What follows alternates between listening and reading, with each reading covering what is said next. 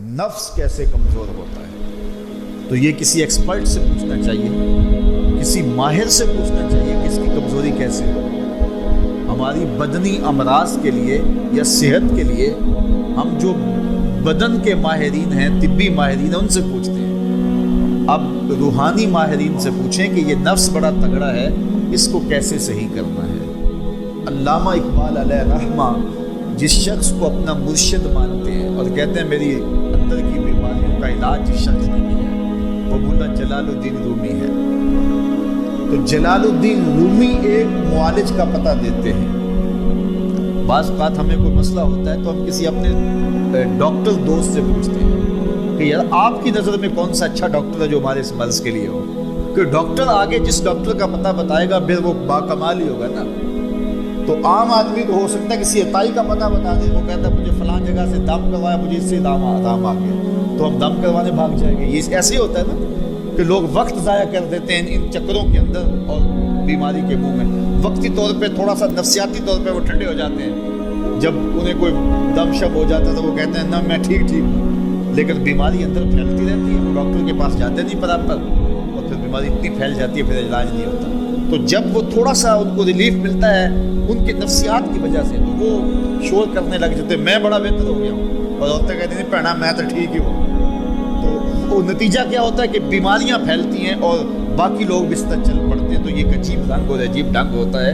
تو یہ بات ذہن میں رکھیں کہ جب کسی بھی بیماری کے حوالے سے ماہر سے پوچھا جائے تو وہ صحیح مشورہ دے گا۔ عام آدمی اپنے انداز سے بات کرتے ہیں، تو کسی ڈاکٹر سے پوچھیں کہ جناب اس شعبے کا ڈاکٹر کیا، تو وہ صحیح ڈاکٹر بتائے گا۔ اب ماہر سے پوچھا گیا، ماہر بھی کون ہے؟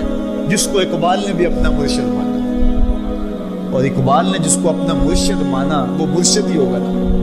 اللہ اکبر۔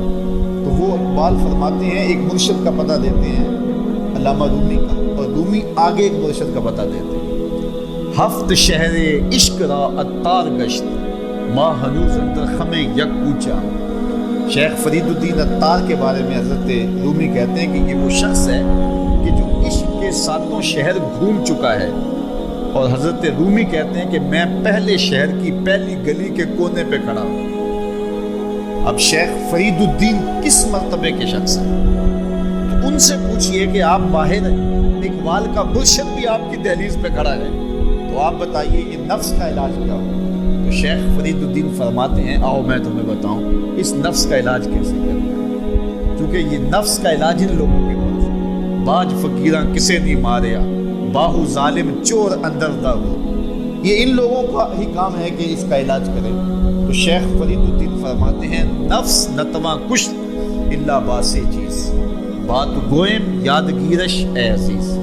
نفس نہیں مرتا، لیکن اگر تیرے پاس 3 اسلحے موجود ہیں تو پھر اس کو قابو کرنا مشکل بھی نہیں ہے۔ وہ 3 اسلحے کون سے؟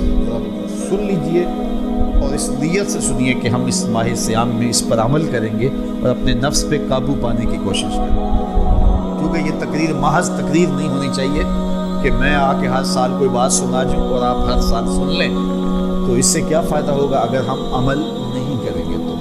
تو اس نیت کے ساتھ سنیں کہ یہ ایک ماہر روحانیات کے ماہر نے ہمیں یہ مشورہ دیا ہے کہ اپنے نفس کا علاج کیسے کریں۔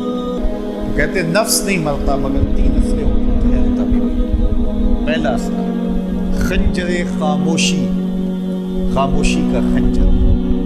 دوسری بات شمشیر جو، بھوک کی تلوار۔ اور تیسری بات نیزائے تنہائی اور ترک ہجوم، اور ایک تنہائی کا نیزہ۔ کہتے ہیں 3 اسلحے اگر تمہارے پاس ہیں تو یہ نفس قابو میں آ جائے گا۔ خاموشی کا خنجر، بھوک کی تلوار اور تنہائی کا نیزہ۔ ایک دشمن بندہ ہوا ہے، 3 اسلحے لے کے دوسرے دشمن پہ ٹوٹ پڑا۔ ماہ صیام میں بھوک تو پہلے کاٹنی ہے، لہٰذا یہ جو ہے وہ بھوک کا ہتھیار بھی اس کے اوپر جو ہے وہ کارگر ہو گیا۔ اب خاموشی بھی اختیار کریں، کوئی فضول بات اپنی زبان پر ادا نہ ہونے دیں۔ میرے حضور نے فرمایا اگر تم سے کوئی الجھے، کوئی لڑے، کوئی بحث کرے تو تم اسے کہہ دو انی صائم، جا بابا معاف کر میں نے روزہ رکھا ہوا ہے۔ تو اس طرح اس کو ٹال دو کہ جو ہے وہ انی صائم، میں روزے سے، میں نہیں لڑنا چاہتا، میں نہیں کوئی فضول بات کرنا چاہتا، میں کوئی بے مقصد بات نہیں کرنا چاہتا، لیکن فرمایا جو جھوٹ اور جھوٹے اقوال اور اعمال نہیں چھوڑتا ہے اس کے بھوکے اور پیاسا رہنے کی اللہ کو کوئی ضرورت نہیں، وہ خاموشی اختیار کی جائے۔ اور تیسری چیز العافیت فی العزلہ، تنہائی میں عافیت ہے، یہ ہمیں اختیار کرنا چاہیے۔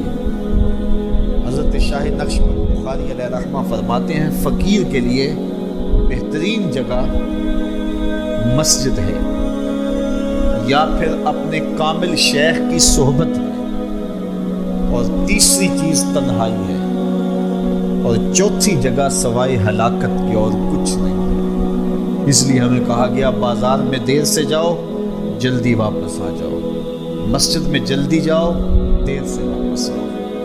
تو بہترین جگہیں مساجد ہیں۔ کامل پیر اگر کسی کو مل جائے، آج تو اس دور میں کامل کا تلاش کرنا بھی ایک مسئلہ ہے، لیکن جن لوگوں کے الفاظ کی خوشبو سے دلوں کی تربیت ہوتی ہے وہ مفقود نہیں ہوئے، اگرچہ تھوڑے ہیں، اگر طلب سچی ہو تو مل ہی جاتے ہیں۔ تو تیسری چیز فرمایا تنہائی، عافیت عزلت میں۔